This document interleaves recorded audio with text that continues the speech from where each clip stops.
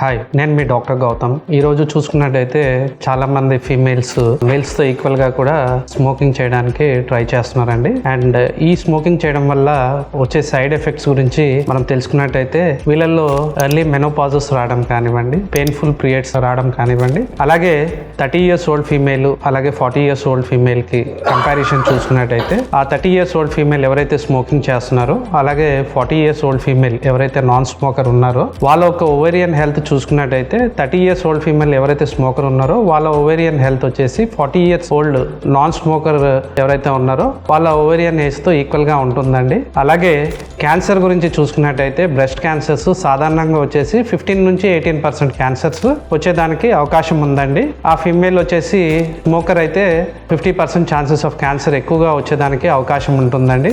అలాగే ovarian cancer కానివ్వండి, cervical cancer కానివ్వండి, లంగ్ క్యాన్సర్ కూడా వచ్చే అవకాశం ఉందండి. అలాగే మెంటల్, ఫిజికల్ హెల్త్ ఇవన్నీ కూడా డిస్టర్బెన్సెస్ వస్తాయి.